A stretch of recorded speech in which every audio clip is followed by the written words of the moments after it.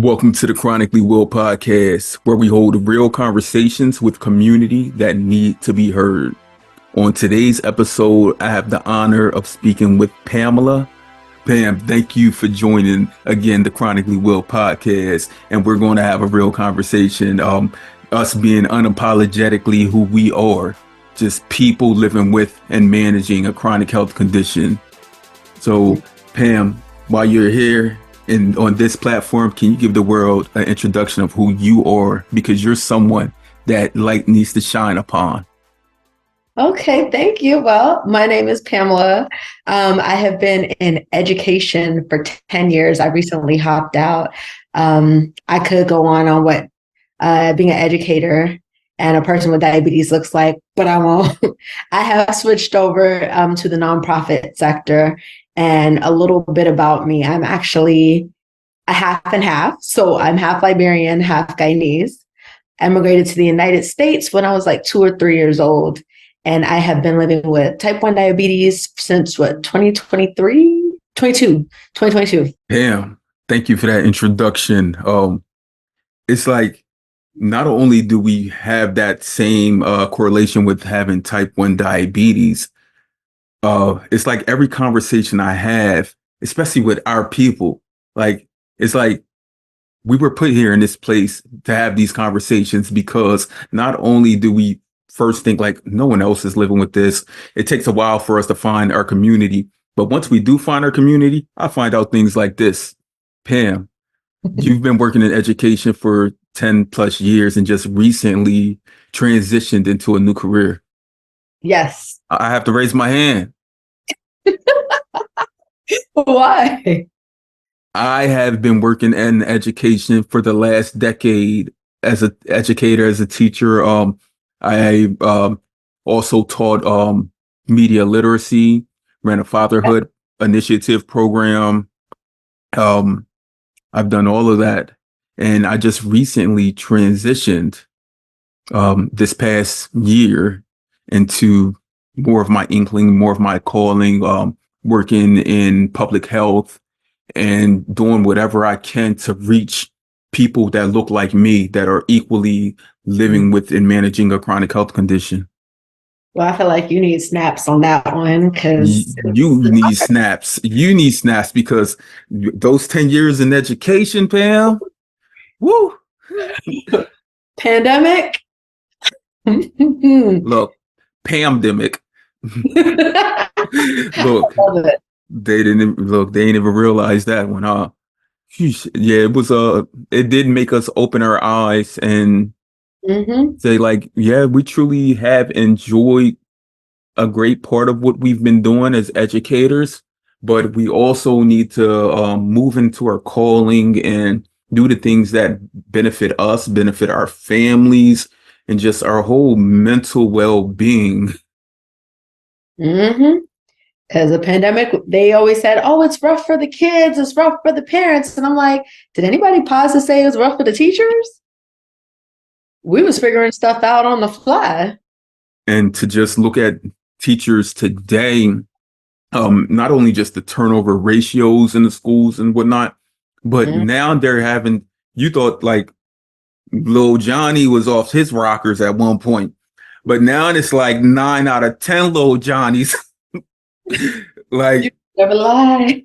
And it's the pandemic has like frozen us in time while everything else has just like the rain is just pouring in, and it's frozen us as educators, especially if you've been an educator, like you said, for a decade.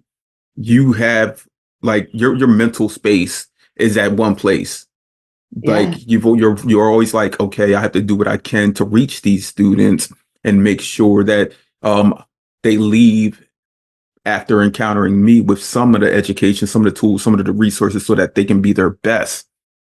But a pandemic taught us a whole nother thing. Like everybody was fighting to just live, survive. Yes. And it also made me look at some of these parents out here in the world. Like, what were y'all doing during this pandemic? I mean, it's funny that you say that because you remember there used to be a saying pre-pandemic, those who can do and those who don't teach. And so when pandemic happened, I said, all right, so let's see y'all teach. Let's see how this is going to end out. Mm-hmm. And let's be real. Hate to have to say it, but we're seeing it. And it's not to say all the kids came out fighting for their lives, but a lot of them did. A lot of them did. I equally worked at alternative school also, and just like it went from having like 10 kids in a class. My wife and I were at a farmer's market not too long ago, and I came across some of the teachers and staff that I worked with, and they were like, there's only over 50 people from this one school who's now there. And I'm like, damn. Wow. And I'm like, damn, damn it. Okay. Like, oh, here struggling. Right. Because it did do a lot. And I'm grateful that we did make it out of the pandemic, because we know during the heart of the pandemic, all of the information that was shown to us based on living with the chronic health condition that we live with, but we were able to make it out, and we're alive, and hopefully all are well today. Yeah. I mean, the pandemic was scary, to be honest, being a person living with a chronic condition, only because for me, like that's where my story kind of began. So just to give you a little background, I have been one of the few people who have been diagnosed with all three types of diabetes. When I was pregnant with my daughter at the age of 25, they said I had gestational diabetes. After that, I was so terrified from how many times they had me poking my fingers and, on all of these like metformin and this, that, and the other, that of course, post pregnancy, I was like, I don't want to go back. There was that fear instilled, like, what if this thing is not short term? And so, of course, 2 years later, I'm sitting around getting a blood test done, and it comes back that my A1C is 11.8. And they immediately diagnosed me with type 2 diabetes because they were like, you're older. There's no way it could be type 1. Your A1C is elevated. They're using all of these terms, which at that time I had no clue what it meant. And they're like, you're going to need insulin. And I'm like, what's going on here? Like, what happened to the pre-diabetes stage? And later I was able to keep it down for a while, but after a while, like the medication wasn't helping. I had about 4 to 6 ER visits later when I said, you know what, let me get a new endocrinologist because this is crazy. My mother has type 2 diabetes and she can do X, Y, and Z, and I can't. And what's going on? Why am I getting sick? Why is my blood sugar like in the 500s? So, of course, with a new endocrinologist, they ran a new set of tests and they determined, hey, you actually have type 1. It's not type 2. They took me off of metformin and that was life. But the day I went on insulin was the day before lockdown. Wow. So I got a call from my doctor as I'm driving to Starbucks. I get a call from my doctor saying, hey, Pam, we need you to know we've tried all the type 2 medications. It's not working. We're going to have to put you on insulin due to the fact that you are classified as a person with type 2 diabetes. We cannot give you like insulin pumps and the insurance won't pay for the pens. You're on daily multiple injections, like syringe. And we won't have time to actually give you an education class on how to use this insulin, but we want you to be very careful because too much of it can kill you and too little of it can kill you. But, we'll follow up when this lockdown is over.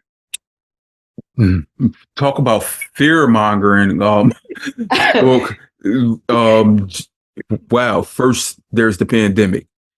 Yes. And you're given a diagnosis upon a previous diagnosis. Yes. And now they're telling you have to take insulin. Yeah, but she told me it would only last for a year. She was like, as a type 2, you'll be able to get back up and everything will be fine. That 1 year later after lockdown, I go in and that's when they tell me, they're like, well, actually, we realize that you actually have type 1. Whoever it was that diagnosed you at first jumped the gun simply looking at your case of hyperglycemia. Right. I'm wondering if it was a slow onset, such as LADA. Yes. Which will lead to type 1 because you already have those autoantibodies. And that's what should have been checked initially, not just the blood, the But whole.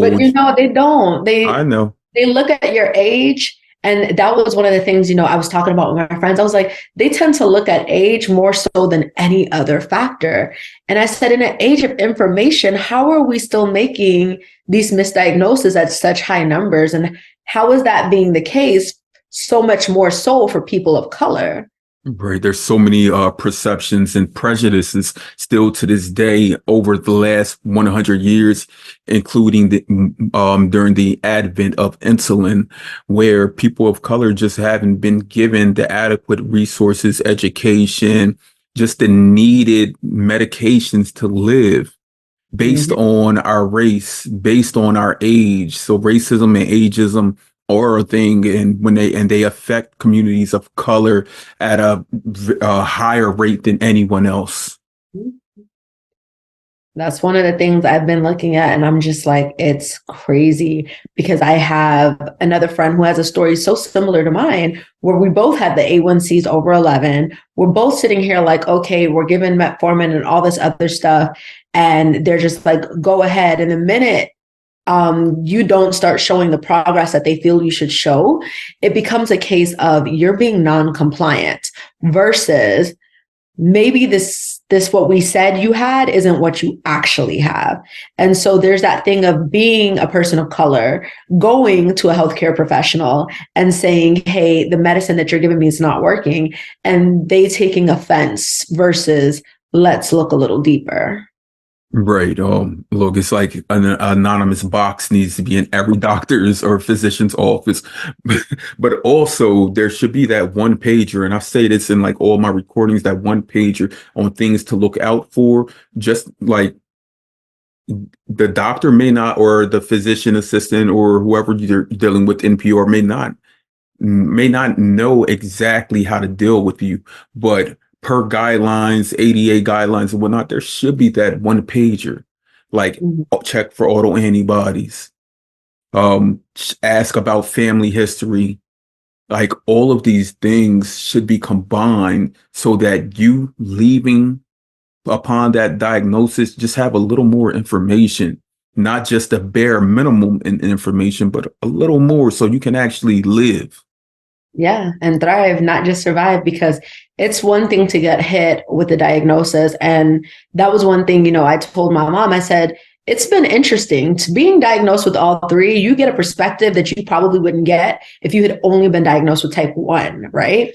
So there's a stigma that comes with type 2. There's a nonchalantness that comes with gestational. And then there's a sense of empathy or sympathy with type 1. So what happens is with gestational, it's like, okay, they give you this drink, it's high sugar, you can literally taste the sugar as it's going down. And their thought process is, let's just keep it going because this is only going to last for a certain period of time. So you have these couple of months and where you're going to be a person with diabetes. And then after that time has passed, you're going to go back to normal. So the concept and really advocacy for let's make life on this pregnant woman easier doesn't cross the mind of many of your physicians. So access to things such as CGMs, and if you are on insulin pumps would greatly improve the quality of life of those who are living with pregnancies, right? Because if you've ever been around a pregnant woman, number one, pregnancy brain, she has 900 things going on in her mind, regular work, family, all of that on top of like actual work. And then she's growing a whole nother human inside of her. And now she has to also balance, blood sugars and everything else. So do we make this easier on a woman who is already going through so much? Or do we just say, like, let's hurry her along? And I think with that, there's a lot of problems that we run into in the pregnancy stage. Type 2, we've gone through and created this stigma that the people with type 2 diabetes did this to themselves. And you see that in the perception that doctors give you when you get the type 2 diagnosis. It's a thing of the first thing they want to say is, okay, let's look at your diet. Let's look at your weight. Let's talk about those things. But what we're not talking about is, okay, if you want to say I'm overweight, That's fine. I'm overweight. But are we going to talk about the socioeconomic factors that impact my ability to fresh food? Do I live in a food desert? Am I in a community that's walkable? Do I have the things necessary to quote unquote lose this weight? Or are you giving me the metformin and telling me to figure this out and come back once I've lost 20 pounds? So those are conversations, that need to be had. But with type 1, you get the thing of, oh, okay, let's go through and I want to talk about all the different things that's going to come in, right? And so they're willing to tell you, okay, well, you need insulin and this is what's going to happen. And let's talk about how we should talk about your carb to insulin ratio. You all of a sudden get an education class because they want you to do well and they want you to progress and they want you to live this best life ever. But my question is, why doesn't that happen for the other two diagnoses? Now, from my own, I'm not even going to say formed opinion, after working in public health and with many people, many people that look like us, I'm going to say, like, when it comes to any chronic health condition, we are predominantly placed with the blame when we are not medical professionals. We are not physicians. We are not personal trainers. We are not dietitians, nutritionists. We are not. We are just people who were born and lived a life, not even considering a lifestyle. We just lived a life. We didn't choose the foods that we were given. We didn't choose the environments that we were birthed or raised in. We did not choose, even beyond that, we did not choose our genetics. So to be placed with these stigmas, you hear the term diabetes. Upon anyone who doesn't know anyone who's living with diabetes, they hear that term, they cringe. Yeah. They cringe solely based on what the media's report on diabetes is. And today I do see it changing a bit, but if your eyes and your mind aren't able to, if you're not open to those things, or if it's not a part of your day-to-day media consumption, then you don't see those things. So you still think diabetes, oh, they're bad. They ate too much sugar. Yep, they did this, they did that, they're overweight, they're obese, et cetera, et cetera. So to destigmatize that, that's what we're doing today as people living with diabetes. And we shouldn't have to do that. We are managing our health nonstop, like it's a brick wall we can't get through unless we do these incremental steps and measures just to wake up and live like some people wake up. Remember, this didn't start overnight. So the stigma was created over years of the media constantly saying half-truths, non-truths, things that were applicable to a small group of people. And so I feel like, honestly, it's going to take a while for us to systematically break what has been systematically created. Yes. And I have great hopes that because of the pandemic, and we know the media and how it played this great role and on how people reacted towards the pandemic. You were either one way or another way. You were nowhere in between. Most people weren't, like you were pulled left or right. And hopefully, because of the pandemic, and now we see the nuances of science and research and how that they can benefit people in general as a whole if the media's perception is thrown out the window and we just let science come in and do its due diligence. Exactly. And I think that's the thing. We also have to look at the rise of influencers. So the way how we've consumed media has changed in the past 50 years. Back in the day, if you wanted to know news, you were looking at the TV, you were looking at a magazine, maybe even a newspaper. 75 years ago, definitely a newspaper and radio. Today, if you ask any person, let's say Gen X down, they're going to tell you they're picking up their phone. They're looking on Instagram, they're looking on Twitter, they're looking on TikTok, they're looking at all of these social media apps, and they're no longer looking at these people who have gone to school for journalism to present their news to them. They're looking at your influencers. But one thing I will say with that, while it does present a sense of good, a sense of more people are getting their voices out there, it also presents a thing of caution, making sure that the people who you're listening to have done their due diligence. Today, we're so overwhelmed with the amount of information that is available that we sometimes fail to forget that not all information that's available is valid.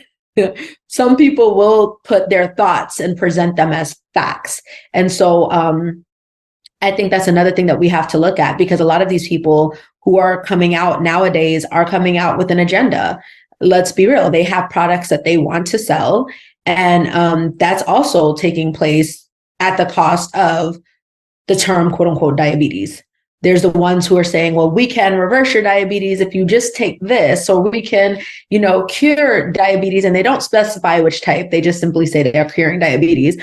If you take this medication or you take this program. And so as much as we are saying, get that information, we're also saying screen for that information. Back in the day, you had to have your sources cited. There's nowhere to cite sources on social media. So that's just I feel as though you're like reading in my brain, because I just jotted down a few words. First, I've jotted down there is a need for review of like when media is social media, especially when things are posted. But also I put who are the review text, or who is this, who's giving this approval versus denial, because that also brings me back to prejudices against people. So we know that across all feeds and all platforms, unless we go back to my day when I had Black Planet, yeah, I'm part of that era where today across all social media platforms, upwards of 98% of the influential persons that we see portrayed are not us. So who's to choose which review goes along? Is it people is there a jury of? There's an algorithm. Exactly. There's an algorithm, and everybody's trying to beat it to get pushed to the top. But the algorithm is not actually saying, hey, this person is factual, this person is promoting. It just says, have you met my algorithm? Yes or no? And then I purport you to everybody else. And that's where I said, we got to start being careful. And now, we got to talk about the concept of AI influenced social media, because that's another thing that's coming up, where they're using AI influencers to now much put out there. I was just listening to something the other day, a podcaster that I listened to, and he was talking about how he has so much material over the last 10 plus years that now he has a AI influx of information that he could just feed into a bot. And if anyone has a question or whatever, he can just, the bot will just spit it out, and it's like him actually saying it. And he was like, he loves it. He loves the idea of it because it gives him time. That's the one thing we're never gifted back in life. Once it's taken away from us, we're never gifted back time. And I understand that.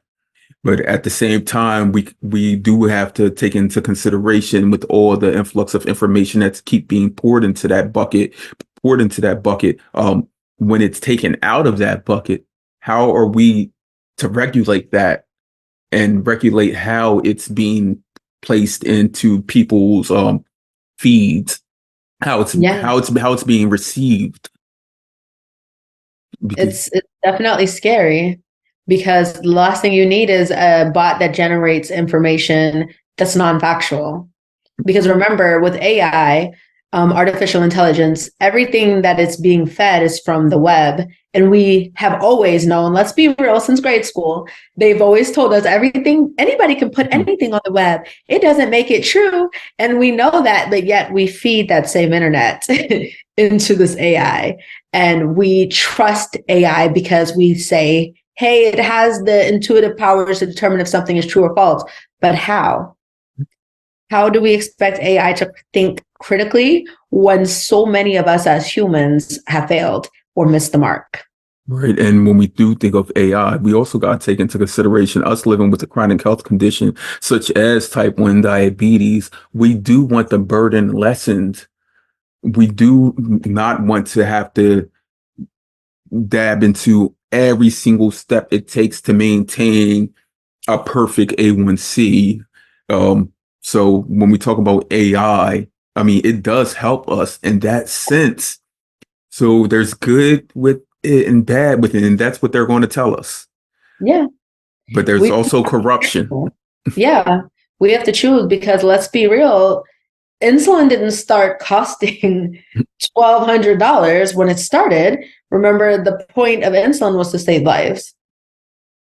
And as we got further and further away from that, the creation of insulin, we got further and further away from the price. And everybody, you can argue, okay, well, there's inflation, there's this, there's that, there's the other. But let's go ahead and ask the question and address the elephant in the room. During COVID, y'all were willing to give us free COVID shots. But and that's with the hopes of possibly keeping us alive. But you know, insulin is guaranteed to keep me alive. Why aren't y'all giving free insulin? Look, there's no elephant in the room because if you look, if we do wonder that. We do want to know why. I've had so many people ask, like, this is a pandemic. I am not able to access my EpiPens. I'm not able to access my inhaler. I'm not able to do the dialysis treatment as I once was. I have to go through certain measurable steps to do that. Now, insulin is a need. It's like blood. It's like air. Everyone needs insulin. And that's a whole nother topic because people hear the term insulin and they're like, I don't need insulin. Yes, you do. It's a hormone that's needed to break down our carbohydrates into energy so that we can live.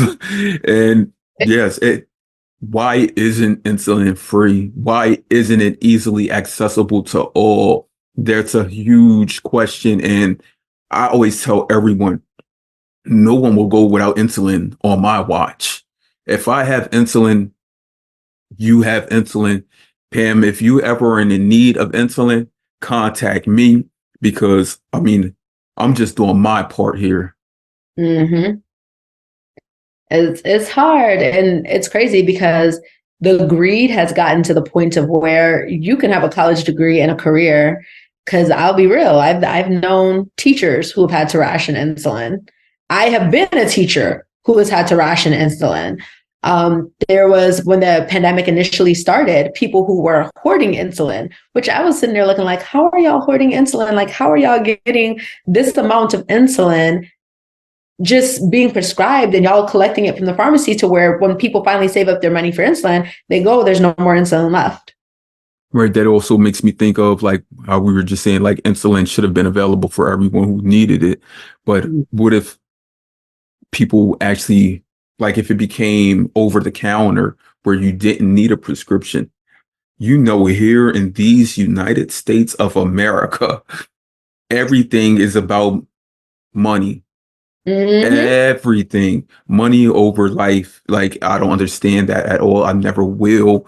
But people would have been hoarding it, keeping so much of it till someone was on their last breath and was like, no, I'll give you this for $5,000. Yeah, the flag of insulin would have been waved. But I mean, imagine just traveling. Let's be real. When you travel anywhere within like 100-mile radius of your house, you're constant. You can't be like everybody else who's walking out with just their keys and their phone. You're sitting here and you're like, okay, if I know that me and my spouse, we're gone for 4 days, okay, that means that I need, 2 things for my tandem pump. Do I have the glucagon kit? Do I need this one? Like we can't travel light. And We then can't you travel light and because then we you can't need access our stuff. yep, you need backups of those supplies also. Backup for the backups. Yeah, Yes. look, I remember 2012. I went on a Carnival cruise, and I actually got stopped at the port. The dog, I didn't even notice him, like he smelled me, but came back around. And my wife and I, we weren't even married at the time, and they pulled us into a room in the Port Authority in Baltimore. And the guy was like, "What you got on you? I know you're hiding something." And I said, he's like, "What kind of contraband you got? What kind of drugs?" And I said, "Sir," I said, "I have never in my life used a drug." I said, I don't partake in that stuff." And he's like, "You got something on you. The dog smelled it." And I'm nice and calm. I'm like, "I do not have anything." Gave him permission, searched my bag, searched my bag. What does he find? Like, Insulin. yeah, like it was like 5 insulin pens. I got a note or a letter via email from Carnival apologizing and whatnot. It was a whole fiasco, but You don't understand. It's a traumatic experience, yeah, not just for the person who's living with diabetes, but you have to also remember there's also the person who's traveling with us that lives with diabetes. I remember a similar incident happened at the Orlando airport, where they're like, "Oh, we have to pat you down." My daughter was like maybe 3 at the time, right? She's on the spectrum, and in her mind, one of her preferred topics is trains. So what happens? She sees the train pull up. She goes darting out as she normally does. And I'm sitting here stuck like this, getting patted down. And I'm like, my kid, my kid. And they're like, you can't leave. You can't leave. We have to do the explosive test on your hands. And that's the first time where I had to really sit here and I'm like, person with diabetes, mother of a child who is on the spectrum. I'm definitely at this point more so the mother of the child who's on the spectrum, and I run behind her. They're running behind me, and they're like, "You could have had an explosive," and I'm like, "Ladies and gentlemen, you have to be sensitive to the fact that there's multiple layers to this. It's kind of like multiple comorbidities, right? I have a child who's special needs. In the event of anything, I'm running for the safety of my child. But my child would have never been put in that position had I not been a person with diabetes who needed to get her hands swabbed because she had Mott's apple juice carried with her in case she had a low. Because the first time going to the airport as a person with type 1 diabetes, I get a low and I'm thinking, let me slide into, the Starbucks line, and the line is a good 20 minutes long. So, I mean, having just the compassion and the understanding for that, I think, because it affects not just you, but it affects anybody that travels with you, having to understand that, hey, you can't just live life the way they do. And for you, it may become normalized, but for them, they're always going to be reminded of it.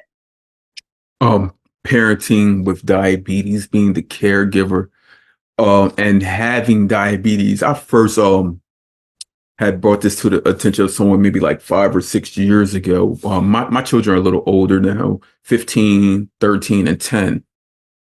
But I had brought it to the attention of someone. I said, I don't see that conversation being pulled or spoken about much.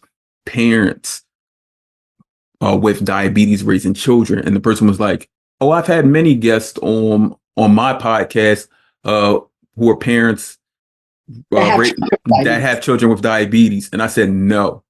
I said, "You have to understand this, especially being the caregiver." Like I've worked from home a lot over the years, like off and on, and I'm always that parent. And my wife knows this. Like I'm always that parent who's at the school, who's doing the extra events, running the PTAs, PTOs, coaching the track teams. I coach my daughter's track team now. We have a practice later on today. Like I've always been that parent. Now, not often do you hear that conversation about parenting with diabetes, because like you said, you left that you were getting your hand swabbed, you left that and was like, child, Child. child, child. You know how often we ourselves have to eliminate or remove ourselves from having diabetes To be a parent. to be a parent, because we cannot say to our child or our children, diabetes first. Yeah. We can't, even though we know that that's the only way we can be at our best as parents, but we have that inkling, and it's like it's innate. Like seriously, it's innate once you have a child and you're a parent, like a real Come parent. on. You can't give these children back. There's no return policy. Right. Yes. So And like then there's like the layers of it, because your child, first of all, every child is going to be different. So yes, you got 3 children, right? But all 3 are different. Your experiences with them are going to be different. But then you also have different stages that they go in, and they have different needs. So it's like going through the little kid stage where my child constantly wanted to hold my tandem pump, and she's like, "Mommy, look."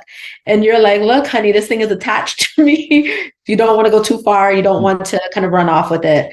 But, and then I have the extra layer of a child who has special needs while I'm sitting here trying to live life with all of this and manage all of this and explain to her certain things.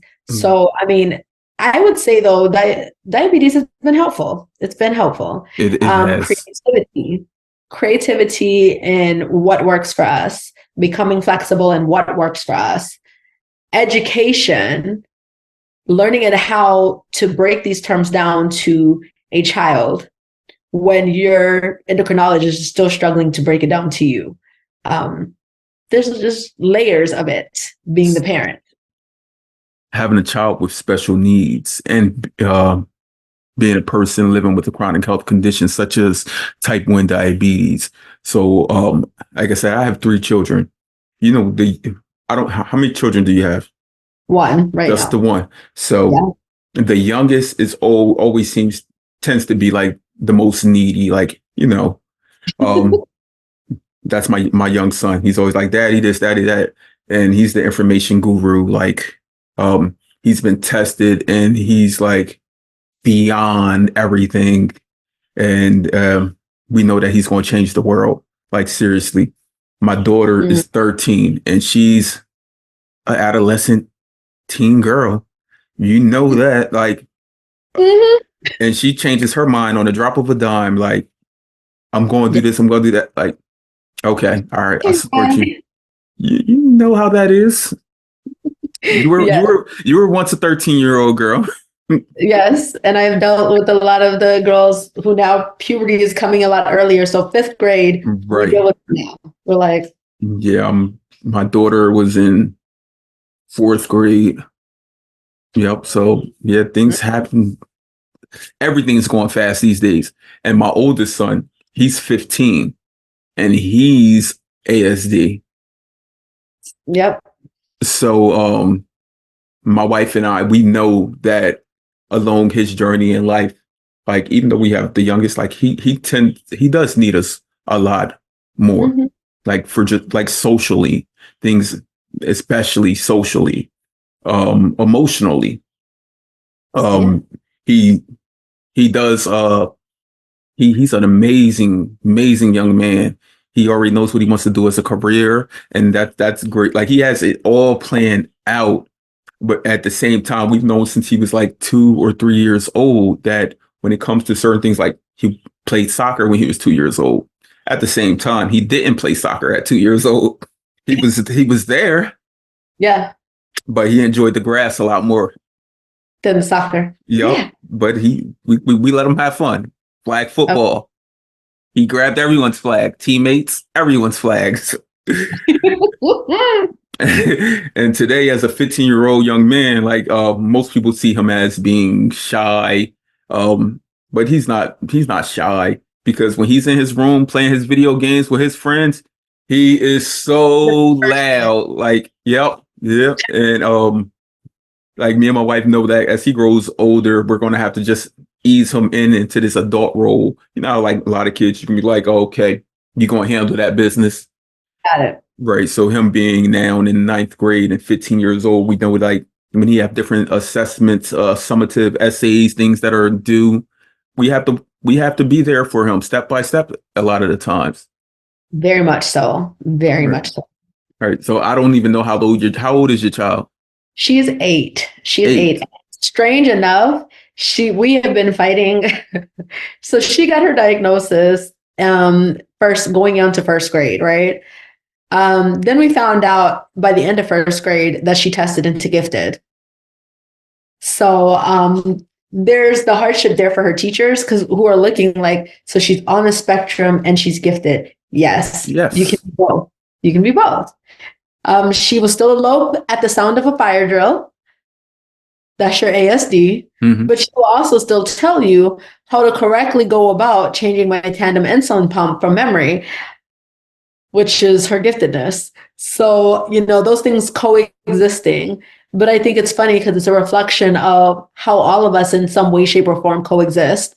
We are who we are while coexisting with multiple conditions, for the lack of a better word. And it's so great that in the world we live in today, like individuality is highly promoted, because I know me growing up, I was a black boy who was supposed to play football, was supposed to play basketball, who was supposed to be this dominant being in society. Now today, my boys, you can be whatever you want to be. You can touch the sky if you want. Okay. Like seriously. And I love that they have that the imaginative trains and processes there where they can even just think like, wow, I can actually go to space. I can actually right. I can actually hop on a train and travel around the world also, like equally. Seriously, it's limitless.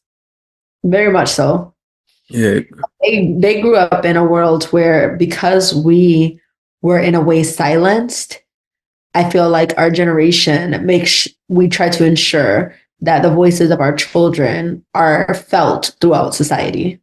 Right. And not only heard, but felt. Yes. It's more so felt, because the thing is we had voices, we were told that they didn't like hearing our voices, but they heard it.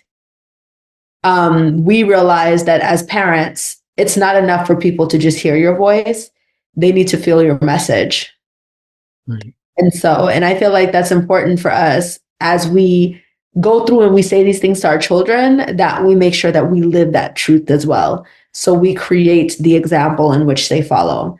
Yes, I may have type 1 diabetes, but I also will follow my dreams. I will live my life to the fullest. I will advocate not only for you, but for myself. I will show you what self-advocacy looks like when it comes to speaking to healthcare professionals, when it comes to speaking to your bosses or your teachers or anything else. There's a way to say things. I teach my daughter. I'm like, Alicia, this is how you go about saying this. Hey, I have X, you fill in the blanks with whatever you have. And because of that, I need Y. So I told her, I said, using me as an example, I could go to my teacher and I say, hey, Miss Winter, I have diabetes. And because I have diabetes, I may need frequent restroom breaks.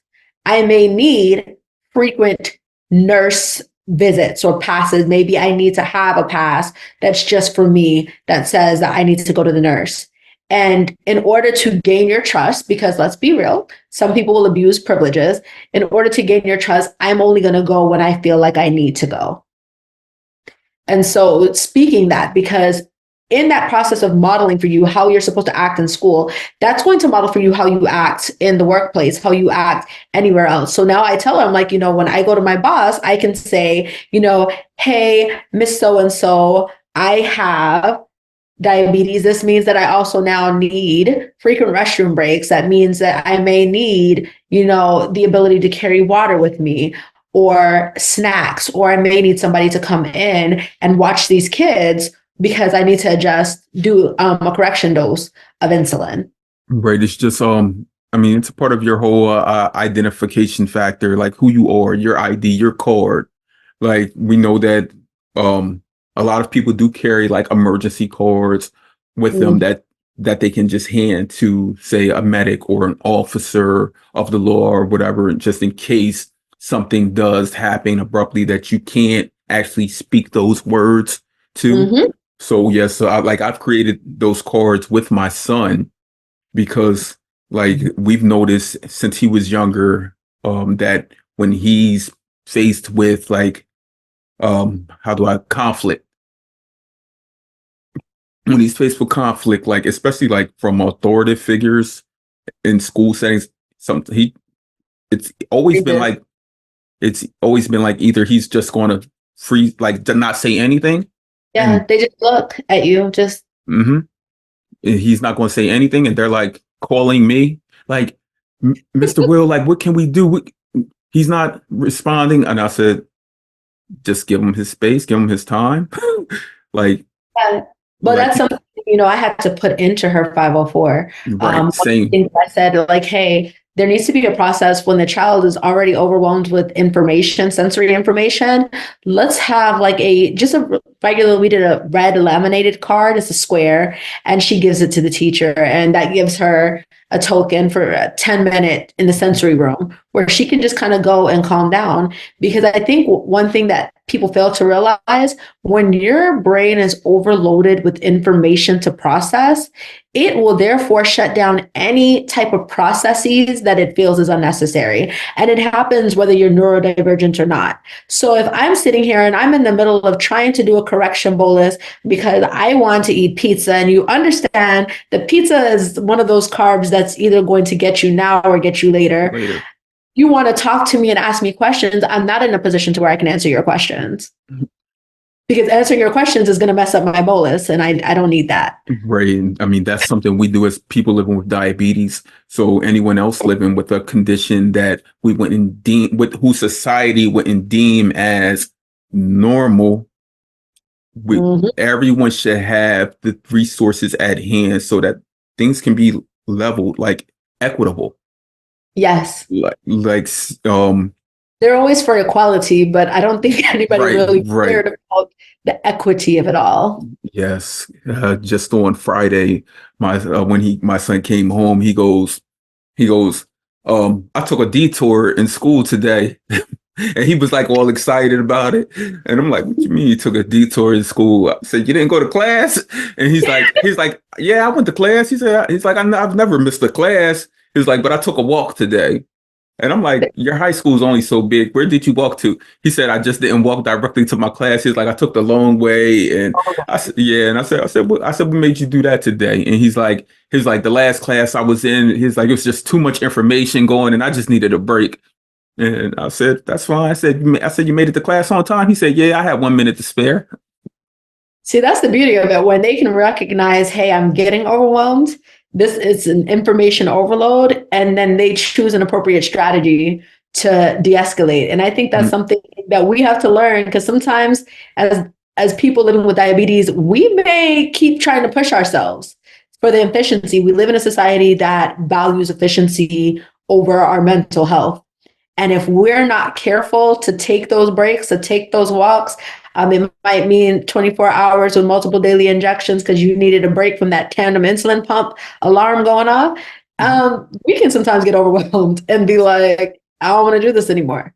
Right. Looking at us, you don't see diabetes. Looking at our children, you don't see the spectrum. No. That's how we need to normalize life in general. We can't go in it with prejudices on, if someone has diabetes, they look this way. If someone's on a spectrum, they look that way. No, we have to go into life like knowing that everyone's an individual and everyone needs different guidance and support along in their journey so that they can be the best that they can be in life.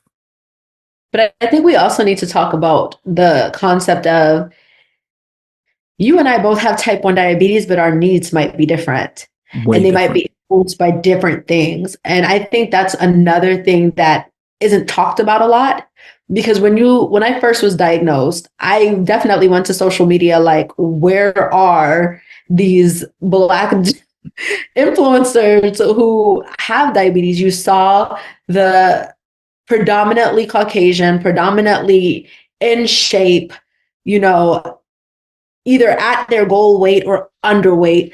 And all of a sudden you're looking and you're like, well, I don't fit this. And they've all had, type 1 diabetes since they were between the ages of like what, 3 and 10.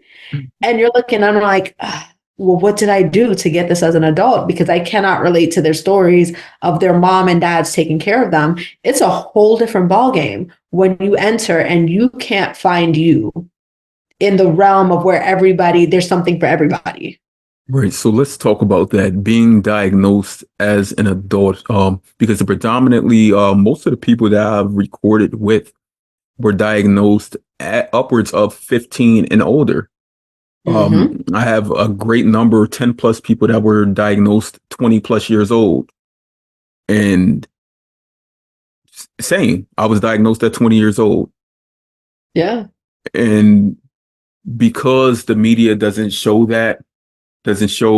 even now today when we see they're showing more people with diabetes and their insulin pumps and their CGMs, but still we don't see Pamela was so and so diagnosed at so and so age with type 1 diabetes, and this is how her life has changed, and these are the things that she must do today because you had a life before this diagnosis. I remember the life before my diagnosis. See, the thing is, little Susie, who had diagnosed type 1 diabetes at age 3, doesn't remember eating Cinnamon Toast Crunch. Okay. She doesn't remember eating the Lucky Charms. She doesn't remember a life before bolusing. But when she was first hit with that diagnosis, she had a support team that mine will never be able to compare. Remember, when you're diagnosed as a child, the primary responsibility does not lie on you. It lies on your caregiver and your parent.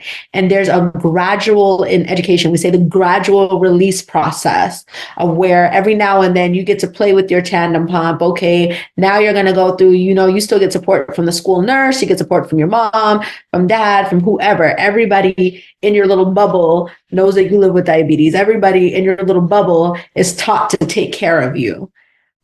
When you get it as an adult, you wake up one morning and your life is forever changed. All of a sudden, the things you did, the way you act, it can't continue without severe health consequences. And there isn't a person who's going in at night like how they see in the cute little Instagram and TikTok videos where, oh, well, little Will, he's at 209 while he's sleeping. Let me go and, just adjust his insulin. No, Will better go ahead and wake up, because if Will don't wake up, he's going to be at 250. Right. I don't have that magic fairy. We don't, I mean, you see the videos of the parents who are like going in there, adjusting it, and they have it on their phones. And when you get it as an adult, baby, you're on your own. If you don't wake up, we're going to have you have problems. Look, and that's one of my greatest wishes as a person living with type 1 is that, look, sometimes like I just wish like, and it's hard for me to like speak it to like my family, even my wife, but like I can speak it to you as a person living with type 1 diabetes for the last 21 years. I can say if I could get 1 hour without diabetes, 1 hour without diabetes, it will be amazing. And that's something this podcast has gifted me, even though it still goes on. But I can truly, having a conversation with people like yourself, I can truly put diabetes to the side for a minute. And just be us. And just we can be laugh us. about things that other people would be like, what? Right. Unapologetically ourselves. This community is needed. And Pamela, I am going to introduce you to the community that I have, because I've created groups of like hundreds of people of color living with type 1 diabetes. And I have to invite you into these groups because Definitely. we have to change the algorithm. We do. Let's stop saying that our food is unhealthy. Let's start making healthier versions if it is that is so unhealthy. The thing is, when you go into the diabetic nutrition portion of it all, they're like, oh, you can't have your rice. And I'm sitting there looking at them. I'm like, ladies and gentlemen, I am African and I'm South American, Caribbean. We eat rice with every meal.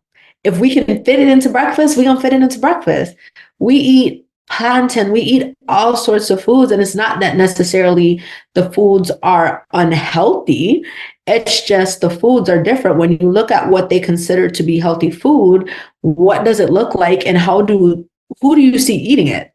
Because let's be real, if you go to your grandmother's cookout, I promise you, you ain't gonna see none of that stuff in, the Diabetes Today magazine being served at her cookout. And so that's some of the messaging also that I feel like we have to go through and we have to say in the Black community, in the brown community, just in general. How are our foods treasured? How are they treated? How do we make them healthier? Are there secrets in bolusing to correctly be able to eat and enjoy those foods still? Because diabetes should not be a death sentence. We shouldn't go to the cookout feeling like, okay, I can't eat this. I'm just not going to eat because I'm overwhelmed by the amount of choices that I have to have, and I can't afford to go high. Right. And we know upon diagnosis, like initially as adults, like we do feel that. We're like, Yeah. we're like, and that's a whole nother traumatic experience having to die. Like we didn't choose to change our diet. Like it changed, our health condition changed who we are. Like not only our diet, our mentally, physically, emotional well-being and how we care for other people. Diabetes has altered that. And how do we have that conversation with community about that when the community does not truly embody who we are? They don't fit. They don't fit We into. don't fit. Yeah, they don't fit into the whole agenda, the whole foreseen plan and future of us living with chronic health conditions, because we know that something is going to come and it's going to help and benefit them before it comes and helps benefit us. And as The people, benefit us it's accidental. It's yeah, never intentional. it's never intentional. Now I still want to talk about being a caregiver Yes. with diabetes.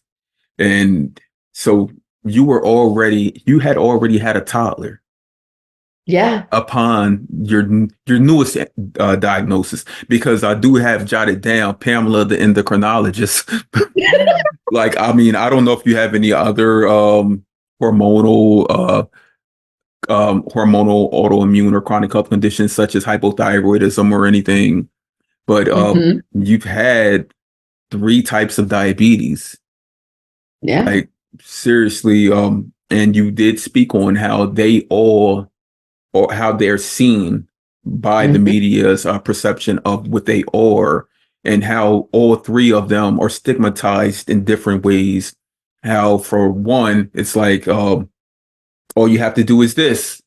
For Yeah. another, it's like you're giving like a whole book and pamphlets and everything that you. Boxes and all of that. Yep. And then one is like you're just being bad, basically. Let me reprimand you. Every single time you come into this office, I'm going to reprimand you instead of giving you. Talk about how big you are. Right. Instead of telling you that, okay, as in school, with school, we know like if you have a 504 plan or IEP plan, you get these, you just get resources. So Station. so that you can be somewhere near on the level as your peers, right? Yes. Now, how do they gift Pamela those resources so that she can be anywhere near the level of her peers? I think a lot of that comes with education. To be honest with you, we have to look at what the education system looks like within the healthcare system. So very few, in talking to a lot of my endocrinologists that I've had interactions with, very few understood that there are actually 3 stages of type 1 diabetes. And so stage 1, your levels, you're still making insulin, but what we're noticing is the breakdown of some of these autoantibody cells that are going through. Your beta cells are starting to decrease, but you still have a form of glycemic regulation. This is before any of your visible symptoms are present, but it can be caught on a blood test, where if given that amount of sugar, aka the drink test during pregnancy, it will come up and show and manifest itself as a form of diabetes, which they probably mistook for gestational. Then you have stage 2 of type 1. This is where you're experiencing the glycemic dysregulation. That means that you're experiencing the rage highs and the lows as your body is systematically breaking down the cells within your body to produce the insulin. So you're going through, and this is where you start seeing those frequent thirst, the restroom, the fatigue, because your body is literally fighting for its life. But insulin production is still there, which is where we initially believed the diagnosis of type 2 came into habit, because when they tested the G-peptide cells, they were saying, okay, well, hey, she's still making some insulin, even though it's very marginal, but she's making the insulin and her A1C is at 11.8. But see, when you hit stage 3 of type 1, your body is no longer making any form of insulin. And the different time difference between stage 2 and 3 varies amongst everybody. They expect that when it happens very rapidly, you're all of a sudden a type 1 diabetic. But a lot of people where there's LATA, that latent autoimmune, it takes a longer period of time. And therefore, those people, because they're not tested for the autoantibodies, they are misdiagnosed with the type 2. Nobody goes any further. And that's because a lot of your endocrinologists, they don't know. They simply don't know. They have been taught to check for A1C, and that A1C with hyperglycemia equals type 2 when the patient is over a certain age, let's say 25.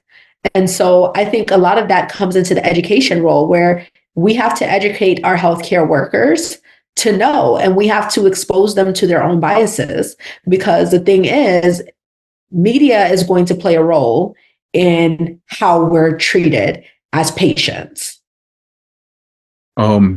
Thank you for your story. You just really broke down, and it was just me being a media literacy professional. I know how intricate, like, just the breakdown of stories can be.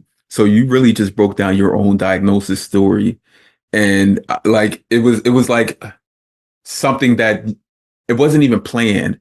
It was like, okay, how do I describe my 3 layers of diabetes? And your brain was just like, I'm just going to tell it. Like, this is what happened with me. So you went from gestational to type 2 to type 1, when all in all, probably if you were tested for those autoantibody markers early on, they would have showed that, and eventually you would have gotten type 1 diabetes. In short, instead of them going through this whirlwind of education that they learn within that, I don't know, 10-minute course, there is a dire need for re-education. And I've always thought of this like there being like some kind of like a symposium or like auditorium where there's like these well-known endocrinologists, like, let's say top 5 endocrinologists in the world, or even just here in the US, but then filling this room with people like you and I, who are leading the conversations, so that they have to take in this information. They're left wondering, like, why have I been just going by this book, this step, instead of at stage 1, questioning and wondering, like, how did Pamela, how did her onset take place? Mm-hmm. And then you hear it from Will. How did his onset take place? And then you hear it from whoever else, even if little Susie is in there. You hear about her onset. So you can see that 3 people now today living with type 1 diabetes, that what brought us here was all different. But if we all just take a look back at that onset, Mm-hmm. and because little Susie's mom didn't see the things she was going through until it hit rock bottom. It got too hard to ignore. Right. I didn't until it was, like you said, too hard to ignore. But we all ended up with type 1 diabetes.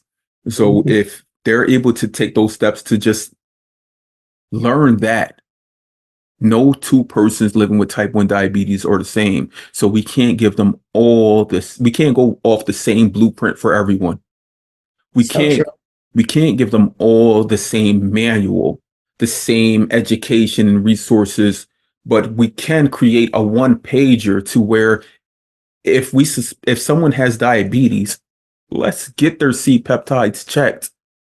Let's see how much insulin they are producing, because if you randomly get their C peptide checked and it's showing that they're producing less than what is it, point two, I forget what Mm-hmm. it, yeah, then I don't even know the term, look.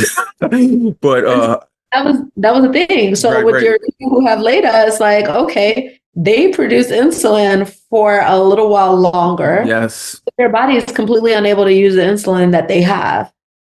right. So if we're all given that, if the doctors are given that information in that one pager, then it would just let them know that even if I can't check them for this, let me give them this information so that Yeah. they can look into it themselelves. Because I was, Because to be honest with you, that hit me that nobody had ever asked me before. So when my endocrinologist who tested me for type 1, one of the questions he asked, because he was like, "You look surprised." And I said, "I am, because nobody in my family has this. I don't understand what's going on." He said, "Well, let me ask you this. Does anybody in your family have autoimmune disorders?" And in my mind, I'm like, what does that have to do with type 1? I told you nobody has type 1. And he's like, you don't understand. Autoimmune disorders will manifest itself across a generation or a line of family with different disorders. And so looking at that, I was like, had you explained that to me earlier, what autoimmune disorders were, and then sat down and explained to me that my risk of developing an autoimmune disorder is increased with a family history of autoimmune disorders, I could have been a little bit more prepared in saying, oh, okay, I understand now. right, did someone have Crohn's or colitis? Did someone have celiac, hypothyroidism such as Hashimoto's? So many Mhm. different autoimmune disease, lupus, like, RA, or all yeah, of rheumatoid arthritis. Like there's so many. There's like thousands of them. And if someone in your lineage had them, then it would have sparked something. Like, them.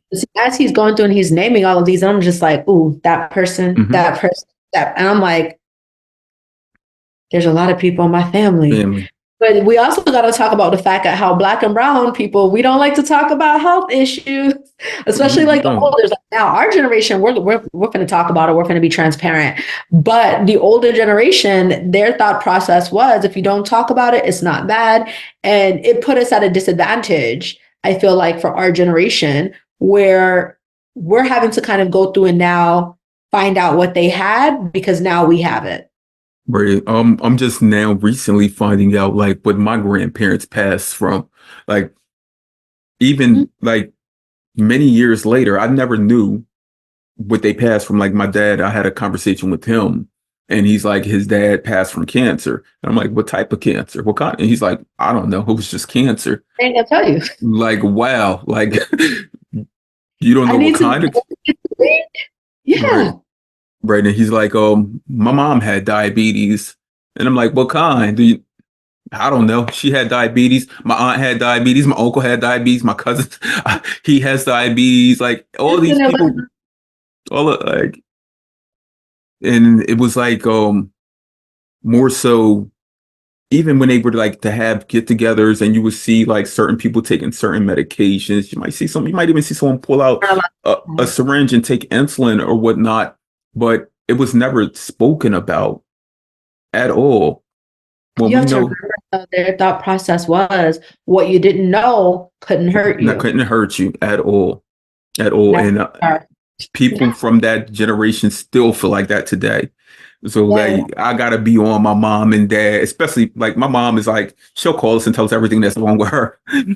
anything. But my dad, I have to like find this needle in a haystack. Me and my brothers and sisters like always communicating like, what's going on with dad? Why he have to go to the hospital? And I'm like, I don't Yeah. know, but I'm on my way there. Like, We have to practice now as parents being those examples of explaining to our yes. kids their health, our health issues, how it may impact their health issues. And I mean, I think that sense of openness creates a protection for them. Their thought process, our parents before us thought if they don't know it, ignorance is bliss. But we're coming to find out in a lot of senses that my parents are boomers. So the boomer generation, they understood all the things you didn't tell us, we're definitely paying for now. Mm-hmm. Definitely paying for now. And so we realize that knowledge is actually the protection. We give you enough knowledge. Of course, there's a balance in everything. But, we do need to educate our children. We need to educate classmates and family members and things like that. Because when we don't speak about these things, number one, it's very isolating. Number two, it harms everybody else in filling out their family history and getting tested and screened and having an awareness of things that could pop up for them. Right, and that helps with both our physical and our mental and emotional well-being, Mm-hmm. because we can't just say I'm strong and I'm brute and I'm able to handle this and that when we just struggle through a traumatic experience. Yeah. And being people of color, if you have not suffered or been through a traumatic experience, then I don't know where you've been all your life, because just We're day just to told though that that's our lot in life. right. Struggle with it. Right. So it's like we're told you just live, just keep on, like as long as you're alive, you're well. But we Yes. can't say that to our children, especially in the society like we live in today, where everything is in front of them, so many different things, like, and we can't censor it all. We cannot censor it all. So when things do pop up in front of their faces, I have to let them know that you can either like you can either consume that media, or you can reject it. Like Yeah. You seriously. have to tweak their filters Hmm. Yeah. because we can't speak information. We can't speak information. So I did want to ask, because you just were talking about autoimmune and family. Do you Yes. know your family history with autoimmune? Yes. So there's Because autoimmune I love diseases this all up and conversation. through. Like when they said, they were like, does anybody have like anything like, rheumatoid? I'm like, oh yeah. Like at first I didn't put two and two together. I was like, yeah, my mom has RA. My cousin has this. I was like, and as he's sitting there, and I'm just calling like the names of people, and he's just like, and you're not concerned. I said, what does that have to do with me? But see, that's the lack of education, because I know the names of the different diseases. I didn't understand the correlation between how that could affect me, how that's genetic. Nobody had those conversations with me. My thought process was avoid having type 2 diabetes because that's what my mom had. Nobody explained to me that the fact that my mom has rheumatoid arthritis and how a cousin has this and uncle has that those could affect what I would get later on in life. Yeah. It took many years before I put that correlation together equally. Because I remember always hearing like, okay, my aunt, when she was young, she had some kind of stomach issues and she had to have surgery, and she had Crohn's and colitis. Like, Yep. then I was told like my great grandmother, she passed early. She was like in her early 50s. people were like, she had stomach issues or whatever. That's all they knew. Yeah. Me and my brother went through and looked at her, like went on ancestry.com, and she didn't have stomach issues. You know what this woman passed from in 1954? What? Acidosis, diabetic ketoacidosis. That's Yes, because I said, it's strange. Ain't nobody got it. Come right. to talk to my cousin. He was like, nah, she said she tired of taking that little shot thing with the bottle. I said, what shot? What is she taking? She drinking alcohol? He was like, no, you gotta like she had to stick her stomach. And she said she got tired of this. If it's all of that, then she might as well just go ahead and go. I said, wait a minute. She was on insulin and he was like, the little bottle with the red top. I said, oh no. Right. Not my mom's sister. So, learning in these things, I'm just like, woo.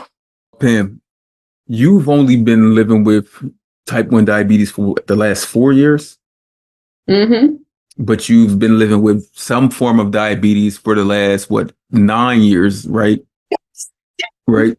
So I know that due to that, like a lot has changed within your life. Mm-hmm. Socially, emotionally, physically, just how people see you, even family members in general. They're like, Yeah. she was never concerned about this so much. Why is she concerned about it now? Why Not did know she keep talking about it? right. Why are you talking about diabetes? Like like it's this thing that we're not supposed to speak about. But Mm-hmm. considering you were diagnosed at the age like where you are now in life, do you ever Mm-hmm. think about things such as your life without diabetes and that transition, and how has that how is that?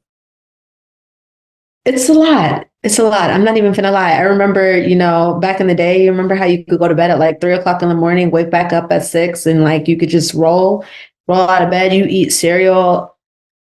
That stuff does not exist anymore. That stuff does not exist anymore. Um, I'll admit, upon my initial diagnosis, especially between that type 2 and type 1 situation, there was a period of time where I was just angry. Like, I will admit, I was angry because I was one of those people who I used to be able to kind of go off the fly.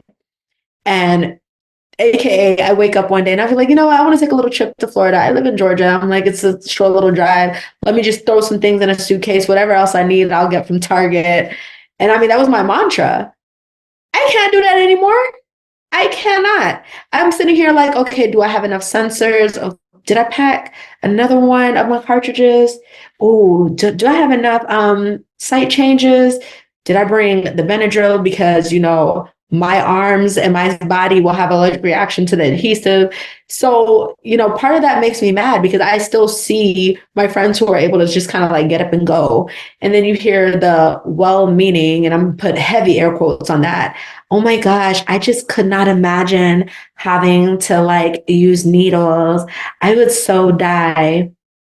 Then take this. It's like, Okay. I'm sitting there and I'm looking at them like, well, it's so crazy how people do say things like that. But yeah, when they speak on the 180 more decisions we make per day, I always call BS on that. I think I'm like, 180 by 9 o'clock. right. That's what I was about to say. Having children, I'm like 180 decisions. What? If I wake up and my blood sugar is at like 200 or close to it, I'm like, I'm about to have to make about 80 decisions on what I'm about to do.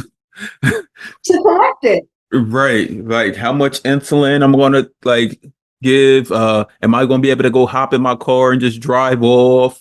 Like there's so many things. Am I going to be able to eat my breakfast right now? I'm Uh, hungry and I want to eat and I can't. Or I'm right. full. I just ate, but now I'm low. Right. And just the stress of that blood sugar is going to equally make my adrenaline and those hormones act up. So now I'm stuck with a Now I'm stubborn even high. higher. Yeah, I'm stuck with a stubborn high that keeps on rising. And people not living with diabetes, they don't understand this conversation. They do not understand anything we just said over the last 2 minutes. Like, seriously. Like, what? But nowadays people are going through that whole concept of wearing a CGM just for the fun of it. And I just be looking at them like, How's it feel? Mm, They're like, well, I saw my blood sugar is now at 145 and I just ate. And I'm sitting there looking like, huh, huh. you ate all that? With no insulin on board? Like You you had didn't, 145? huh? You didn't give yourself no man-made insulin, and you're at 145. Wow. Because a lot of them, if you remember, a lot of places are doing the whole CGM thing to monitor health, to see Mhm. how it affects your blood glucose levels. And I'm sitting here looking at them like, so I have to pay, my insurance is this high, and y'all just wearing it for fun. Right, and if you can use this CGM to better your health, like you're I gifted this, what am I being gifted? Can you take away my diabetes since you seem like you want it? Can we know. make a can we make a can we make it can we make an even trade? Like I'll give you my CGM right here off my arm. right. I'll next time you set up Look, real quick. look, if you could Give take you it, take everything that comes with it. right, if you could admit I'll this, even give you some cute little tapes to go on top, honey.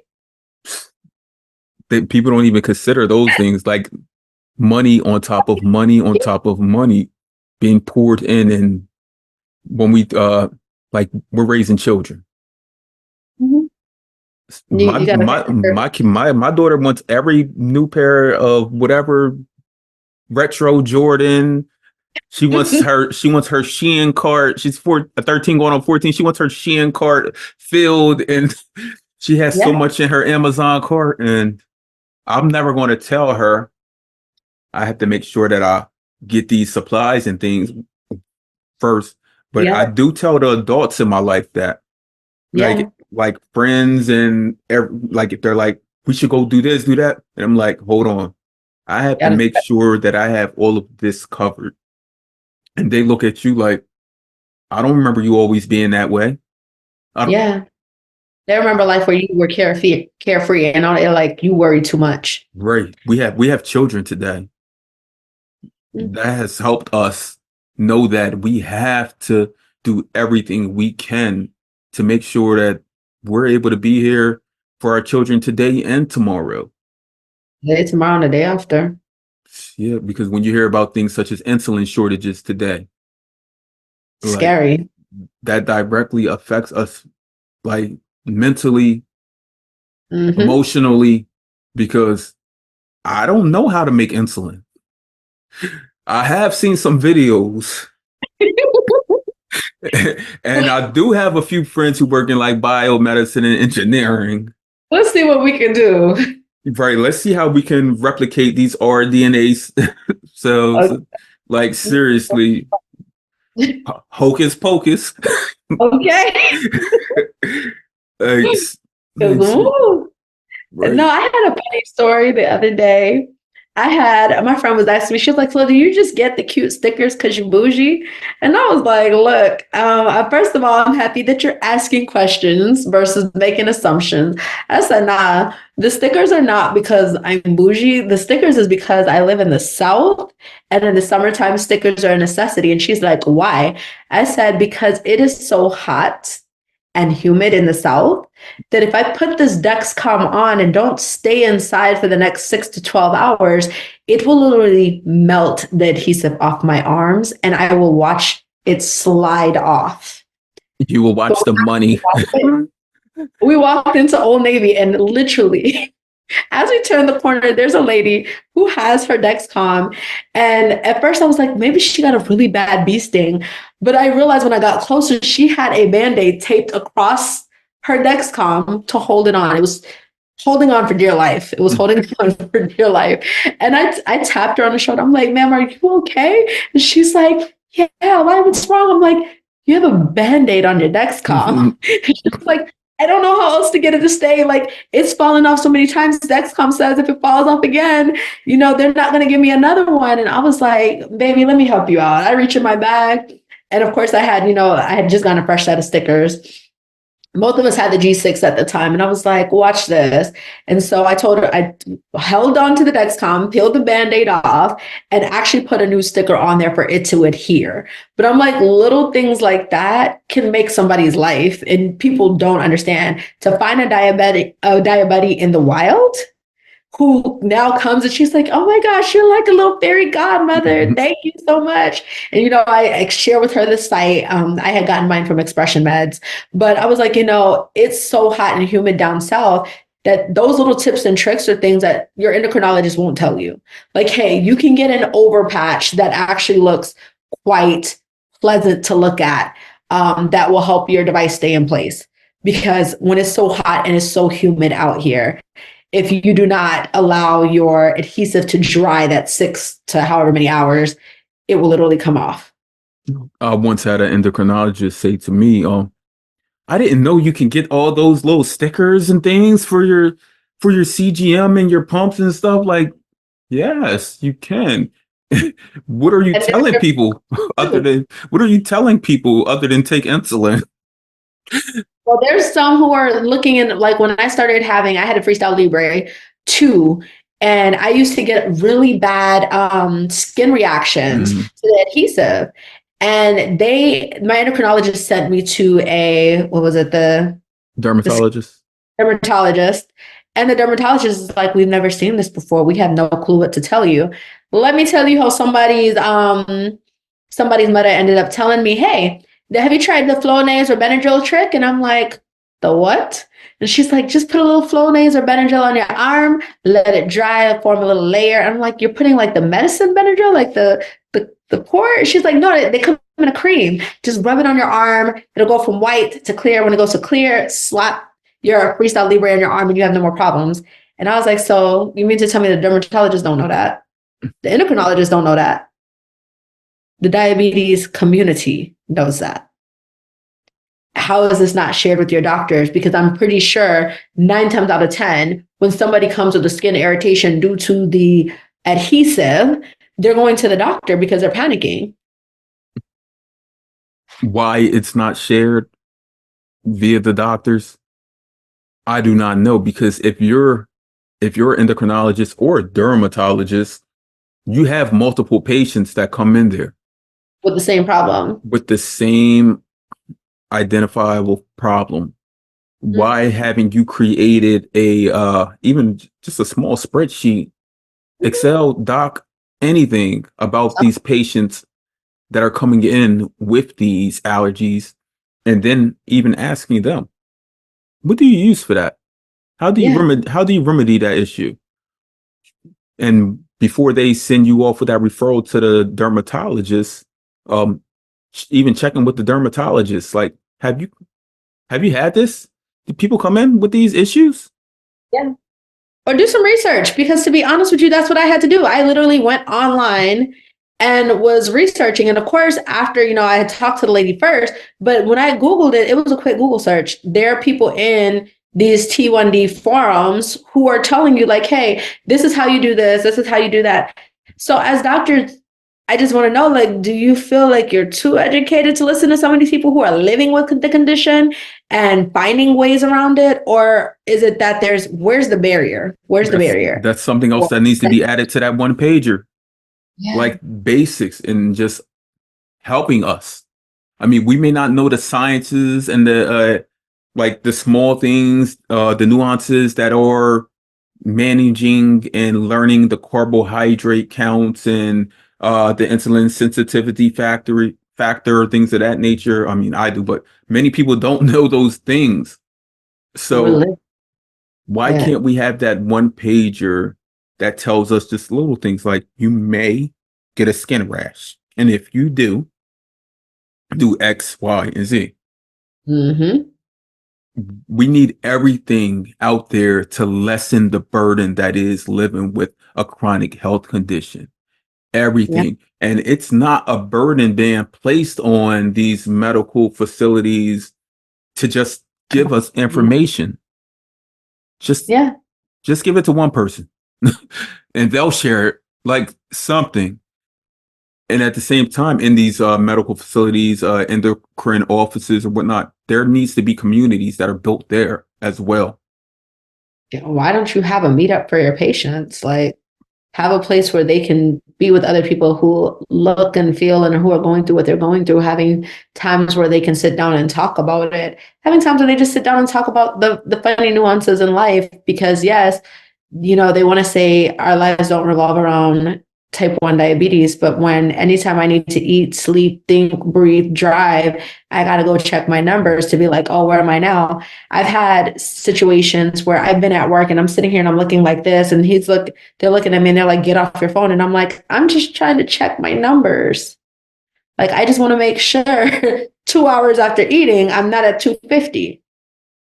And they're like, well, is there another way that you can check it? And I'm sitting here looking like, I could poke your finger. And I can poke it repetitively over the next 9 to 10 hours while I'm here. Yeah, every 5 minutes, just like a CGM. Mm-hmm. They don't understand. Like, if I was to come through and I'm sitting here like this, you're going to be like, ew, can you do that somewhere else? So why is it such a big deal for me to just grab my phone and look at my numbers? It's almost to where they make it a burden for you to do anything that comes with managing your diabetes. And I think that's not talked about enough. You want to talk about the ADA as far as the it's not American Diabetes Association, but as the Americans with Disabilities Act. They talk about that in work all the time. They talk about Title IX, Title I, all this stuff, HR.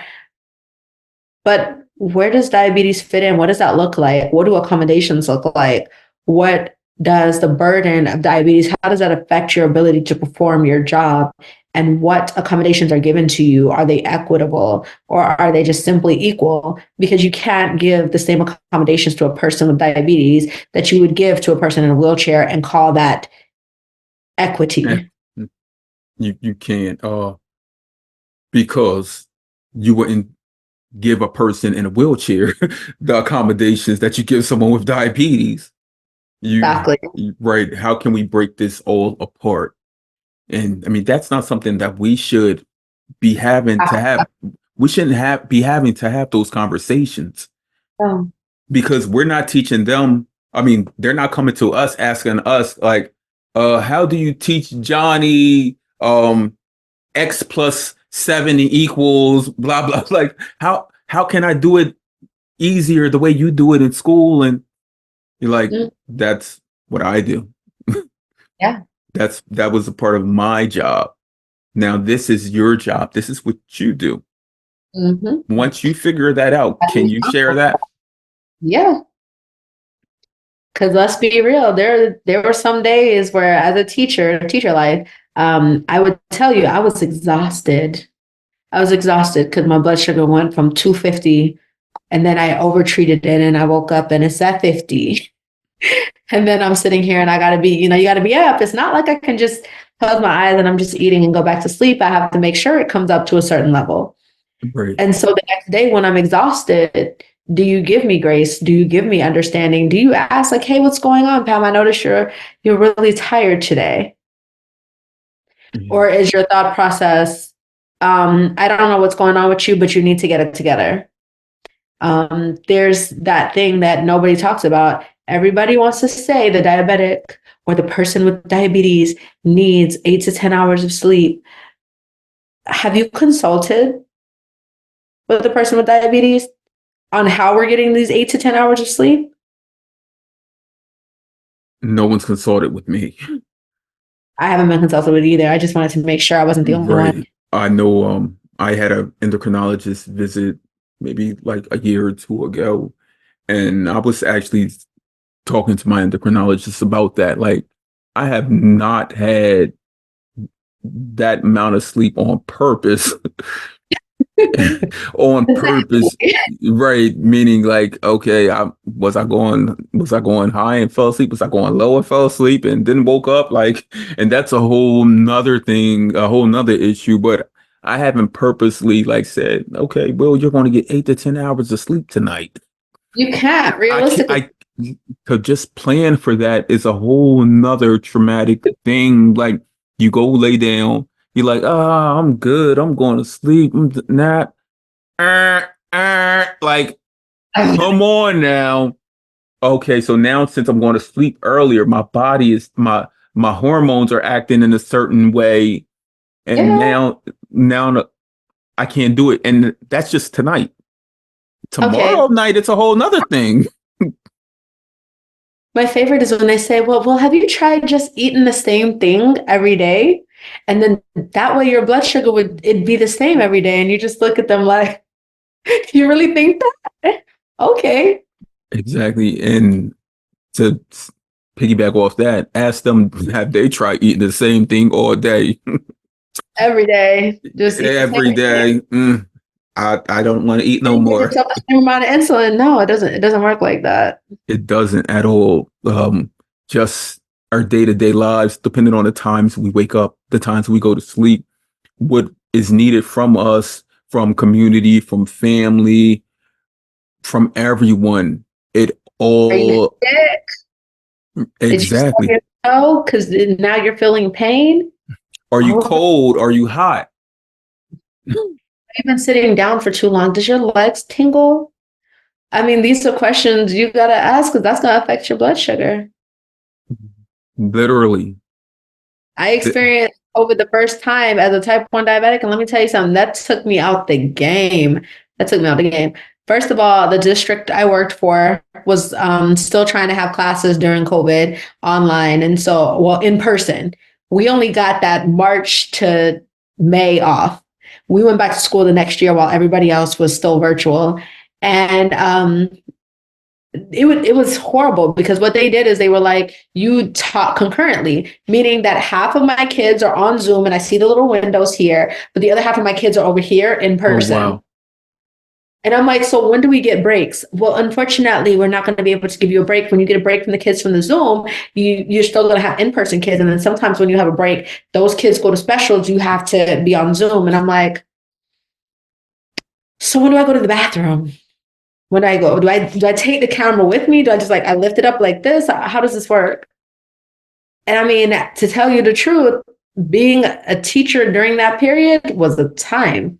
Because there was one time where I got desperate enough to where I needed to take insulin. My thing was going off at 250. And I got kids on the camera, I got kids in person. And in the midst of I told my kids, I said, hey, look, for me to stay alive, I'm going to have to take some insulin right now. Y'all going to be all right. I promise, y'all done seen worse. And I go and I prep my little syringe and I'm flicking it. And the parent was like, are you doing drugs? I said, ma'am, I just explained that I'm a type 1 diabetic. I have not had a break and I need to take my insulin. My kids are going to get a nice little health lesson. Okay. Ta-da. I'm putting it in my arm. It's not like they seeing any part of me exposed. They're going to be all right. Right. Because if their child was to have gotten sick, gotten a cut, a bruise, anything, they would have wanted you to tend to that right away. Right away. And those are things that aren't going to affect them long term. No. This right here, if I do not put on this Band-Aid of insulin right now, Okay. you're going to see Hawk. Yeah. I'm going to cut all this shit up. Look, you're going to see, it's going to be what's the movie? Don't Be a Menace. Yeah. Do you Don't be remember embarrassed. the movie Don't Be a Menace when he comes in there and he's telling Dashiki, he's like, I'm tired of this, and he's beating all the kids and they're flying all over the man, I can't do this. Yep. That's what it feels like. That's And what that's it what, turned into. as a teacher, you teach during the pandemic. This is what is leading some of your teachers out the classroom. You mean to tell me that I can't even take my insulin? I can't go to the bathroom? I got to live like this? Right. I wonder if there's been any studies or research that may be something that we need to create on parent or people living with type 1 diabetes as educators during the pandemic.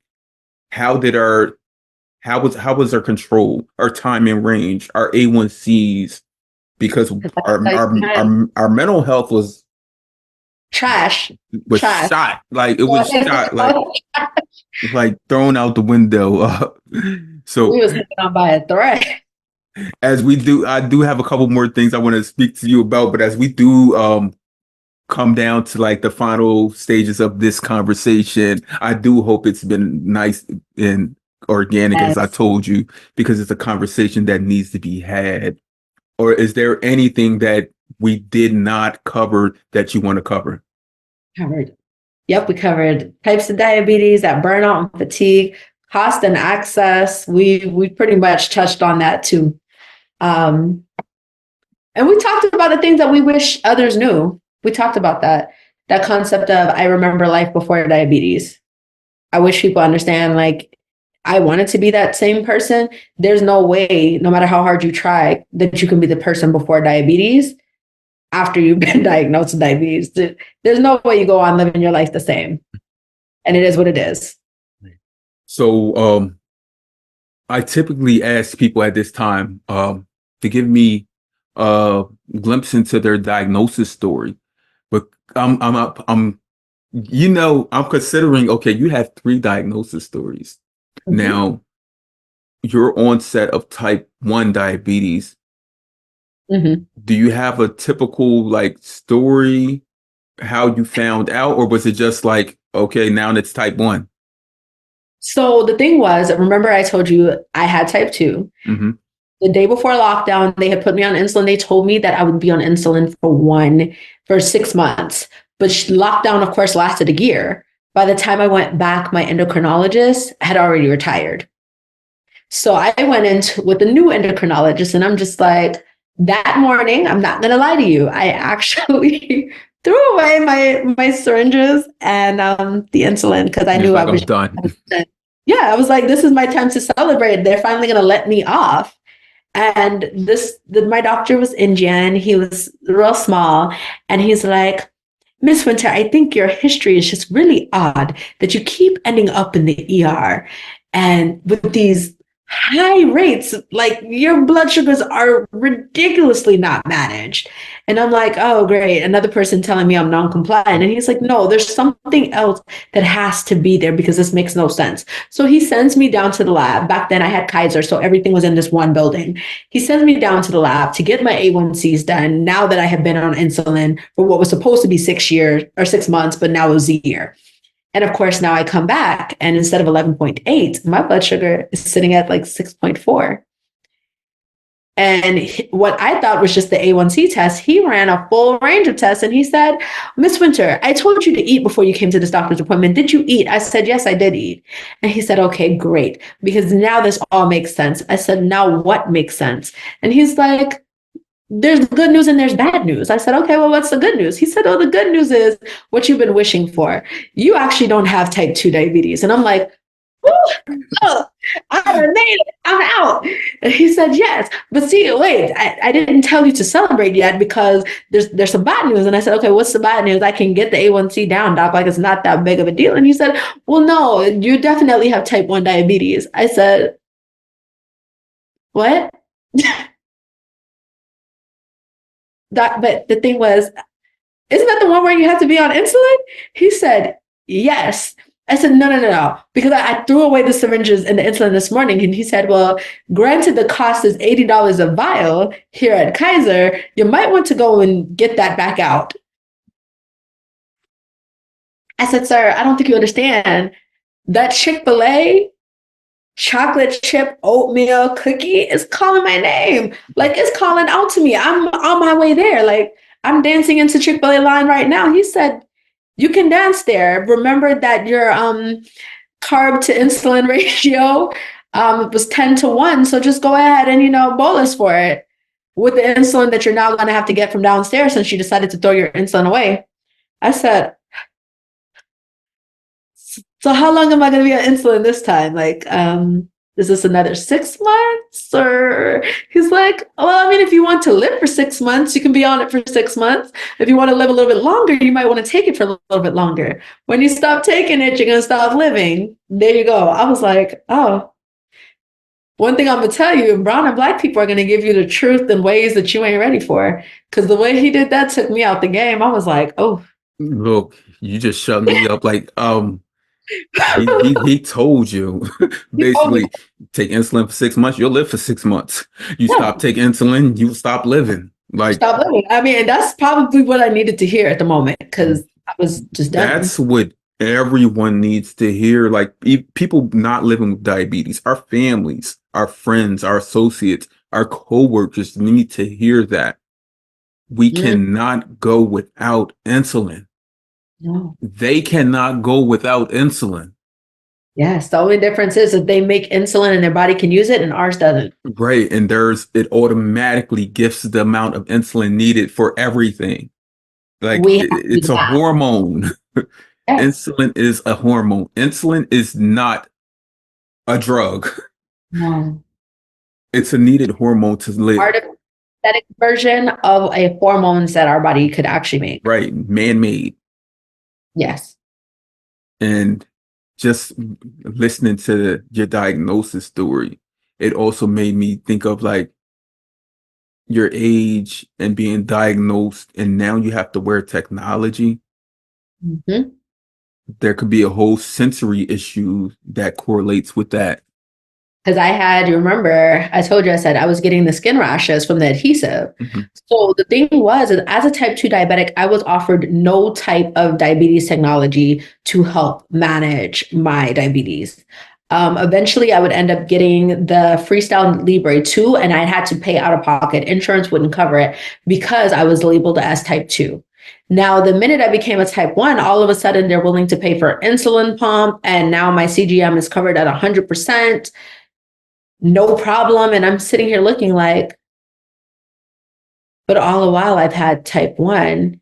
But because I had a type 2 diagnosis, y'all weren't willing to help me pay for a device that would make my life easier to manage this diabetes. You have me going through multiple daily injections, not even with an insulin pen, but the actual vial and syringe.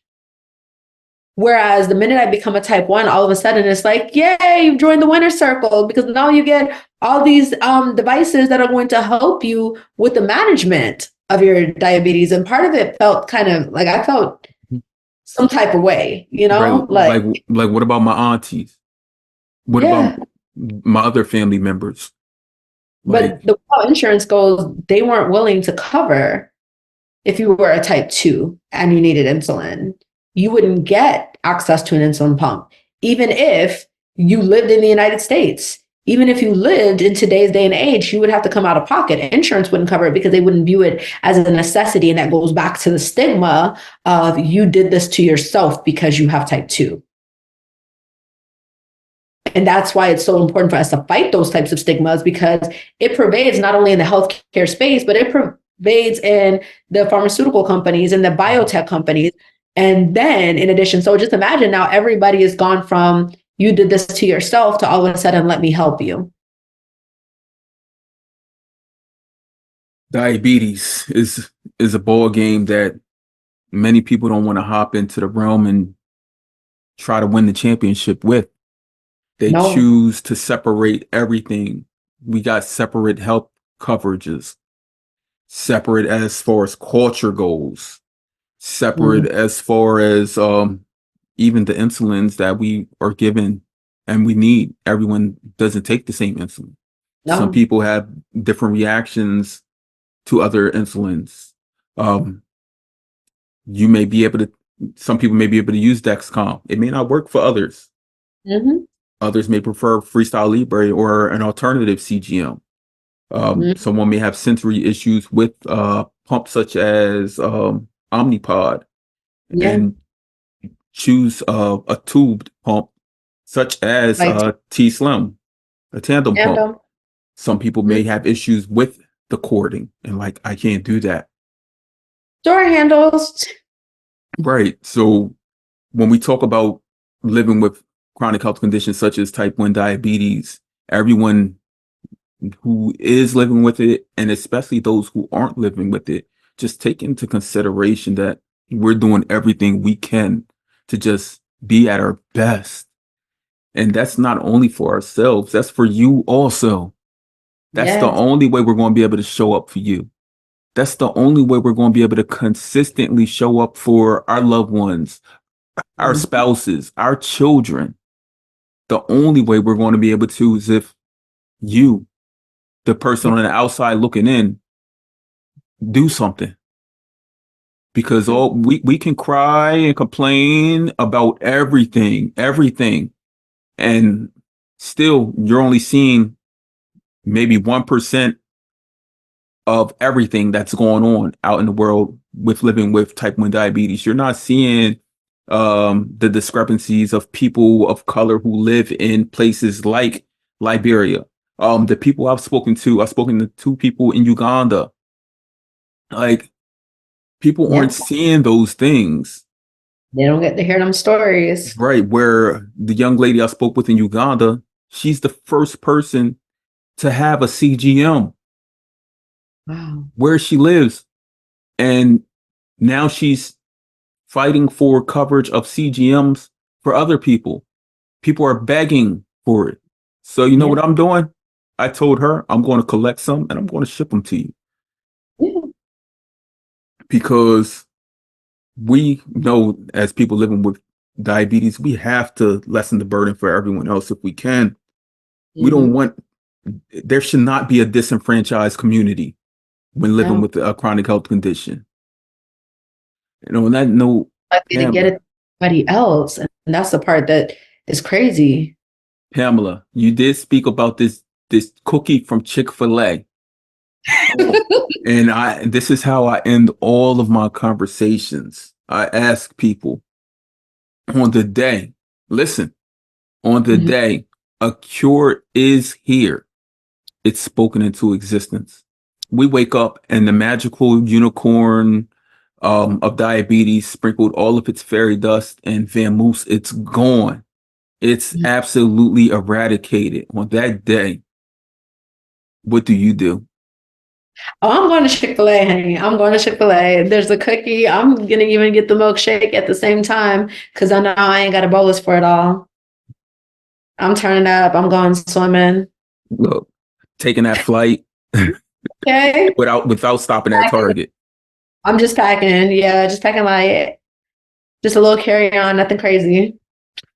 Look, you can walk right through. You Right can through. you can go chase your daughter Okay. without any worries.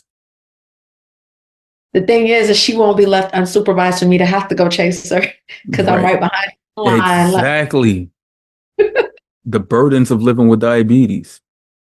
so true. So true. On that day, I'm gonna just join with everyone in the community and just just celebrate living this continued life, especially like those of us who were diagnosed as adults. We Mhm. truly do remember the life before, Yeah. and we know how much it's altered who we are. Mhm. And our families, our peers, they see it, they know it. They say it. They may wish for the previous version of ourselves, but they don't understand that the version that you get today is the absolute best version. So true. On that note, Pamela, thank you for joining with me on the Chronically Well podcast, where we hold real conversations with community that need to be heard. And you were someone that definitely needed to be heard. Thank you for having me. Well, I hope this has been a true, like, I tell people, like, I've worked in art and trauma therapy for a while. mhm, And upon diagnosis with any chronic health condition, we should all be given this service mhm. of therapeutic measures because it truly affects us. Who we are. Yep. Yep. Thank you again. No problem. Thank you.